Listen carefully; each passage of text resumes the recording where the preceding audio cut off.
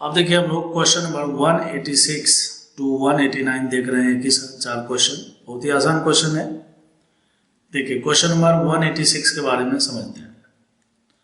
186 में बोलता है बच्चों which of the following C6H6 compound, basically ये C6H6 के ही अलग अलग स्ट्रक्चर दिए हुए हैं, है the single set of structurally equivalent hydrogen atom. इसका मतलब ये हुआ स्ट्रक्चरली इक्विवेलेंट हाइड्रोजन एटम का मतलब जैसे मान लीजिए बेंजीन ले लीजिए आप, ठीक है।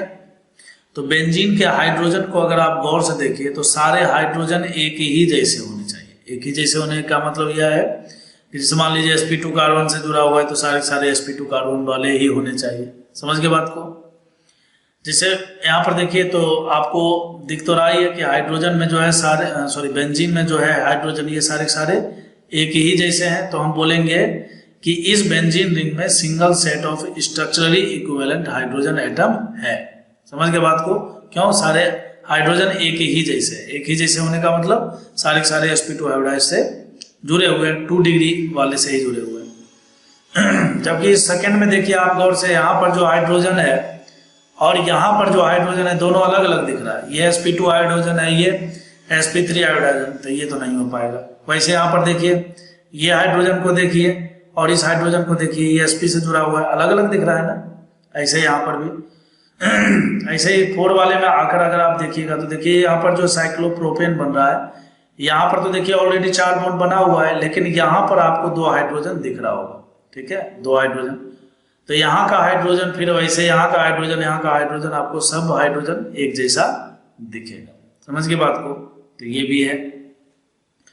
फिर उसके बाद देखिए यहाँ पर इन सब में देखिए यहाँ का हाइड्रोजन अलग दिख रहा है, यहाँ का हाइड्रोजन अलग, यहाँ का हाइड्रोजन, यहाँ का हाइड्रोजन अलग। कैसे? यहाँ पर जो हाइड्रोजन है बच्चों देखिए वो 1 डिग्री का है। भाई इक्विवेलेंट का मतलब ये हो गया कि सब प्रकार से इक्विवेलेंट होना चाहिए, ठीक है। तो देखिए ये भी sp2 है और ये भी sp2 है, इसमें कोई शक की बात नहीं, लेकिन ये 1 डिग्री है और ये 2 डिग्री है, तो ये भी नहीं हो पाए, ठीक है। तो 1 और 4 करके इसका आंसर होगा। 187 में बात करते हैं। कहता है which of the following compound would not be considered aromatic. Aromatic के लिए देखिए कंपाउंड का सबसे पहला साइक्लिक होना जरूरी है, साइक्लिक के साथ प्लेनर होना जरूरी है, ठीक है। तो देखिए ऑप्शन नंबर बी जो दिख रहा है हमें, ये प्लेनर नहीं है, ये साइक्लोहेक्सेन पर एक ब्रिज बना हुआ है, तो ये नॉन प्लेनर है। तो कहता है नॉट बी कंसिडर्ड एरोमेटिक। तो यही हो गया, बात खत्म। इसमें देखिए दोनों बेंजीन रिंग है, देखिए ये पायरोल है बहुत ही फेमस, और ये पिरिडीन है, ये सब के सब एरोमेटिक कंपाउंड। चलिए क्वेश्चन नंबर 188 में बात करते हैं। कहता है C8H10 hydrocarbon is nitrated by HNO3 and sulphuric acid. Simple सी बात है, C8H8 करके कंपाउंड है जो कि 4 ऑप्शन में आपको दिया हुआ है। जैसे पहले ऑप्शन के बारे में अगर हम बात करेंगे तो ये देखिए आपको इथाइल बेंजीन दिया हुआ है, बोले तो CH2 CH3 दिया हुआ है। और फिर कहता है कि नाइट्रेटेड बाय HNO3 H2SO4, आपको पता है मिक्स एसिड है HNO3 और प्लस का H2SO4 दे रखा है, तो ये नाइट्रेटिंग एजेंट है, तो ये आपको NO2 प्लस देगा कि नहीं। अच्छा, तो कहता है कि जब आप इसको नाइट्रेटिंग एजेंट जब हम इसके ऊपर लगाएंगे तो क्या क्या, देखिए कितने पॉसिबिलिटी है, यहाँ भी अटैक हो सकता है, यहाँ भी हो सकता है और यहाँ भी हो सकता है। तो एक प्रकार से आइसोमर की बात करेंगे, ठीक है, तो हमें जो है 3 प्रकार के प्रोडक्ट मिल सकते हैं। यहाँ पर देखिए कहता है नाइट्रेटिंग ये है 2 and only 2 C8H9NO2 isomers are obtained, ठीक है। C8H9NO2 isomers are obtained which of the following first this evidence। देखिए और बाकी सबके बारे में बात करते हैं। जाइलिन ले लेते हैं, ठीक है। तो जाइलिन का मतलब ये हो गया, तो एक तो ऑर्थो जाइलिन दिया होगा, ये देखो ऑर्थो दिया है। मेटा जाइलिन के बारे में बात करेंगे तो मेटा जाइलिन में देखिए यहाँ पर CH3 और यहाँ भी CH3। पैरा जाइलिन के बारे में बात करें तो पैरा जाइलिन में देखिए यहाँ पर और यहाँ पर। तो सबसे पहला नंबर तो आपको ये पता होना चाहिए पैरा जाइलिन में केवल एक ही प्रोडक्ट बनेगा। क्यों?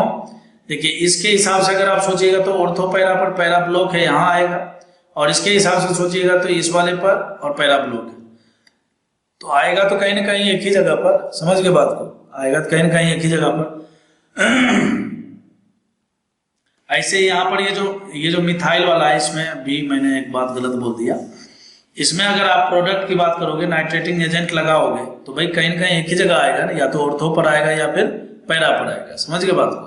खैर चलिए अब इसमें हम लोग बात करते हैं इसमें मेटा वाले में। मेटा वाले में बच्चों जब आप अप्लाई करोगे ऑर्थो पैरा पोजीशन इसका ढूंढोगे तो देखो ये ऑर्थो, ये भी ऑर्थो है और ये यहाँ पर। जब आप इसमें कहने का मतलब 3 पोजीशन, ठीक है, जब तीनों पोजीशन पर आप अलग अलग टाइम NO2 रखोगे तो आपको 3 आइसोमेरिक प्रोडक्ट दिखेंगे। जबकि इस ऑर्थोजाइलिन में आपको जो है, आपको ऑर्थो वाले में देखिए एक तो यहाँ पर मिलेगा आपको इसके हिसाब से, और ये पैरा प्रोडक्ट है, और इसके हिसाब से ऑर्थो यहाँ पर, पैरा यहाँ पर है। समझ के बात को? तो आपको पता होगा कि इस पैरा वाले में 1 प्रोडक्ट मिलता है, मेटा वाले में 3 प्रोडक्ट मिलता है, और ऑर्थो वाले में 2 आइसोमेरिक प्रोडक्ट मिलता है। तो इसका आंसर जो होगा वो होगा ऑर्थोजाइलिन। समझ में आई बात?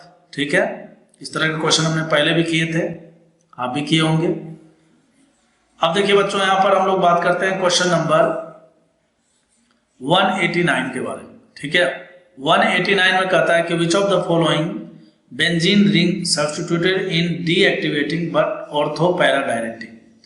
देखिए सबसे पहला नंबर तो क्या है कि डीएक्टिवेटिंग ग्रुप, इन सब में अगर आप पहचानिएगा तो आपको NO2 दिख रहा है, C डबल बॉन्ड O है और N डबल बॉन्ड O है। डीएक्टिवेटिंग का मतलब जो रेजोनेंस के थ्रू इलेक्ट्रॉन को खींच के बाहर लाए। समझ के बात को? लेकिन इन तीनों में से ये जो नाइट्रोसो वाला है ना, नाइट्रोसो वाला जो ग्रुप है, इसमें बेसिकली ये जो लोन पेयर है, ये लोन पेयर आगे भी जा सकता है। समझ के बात को?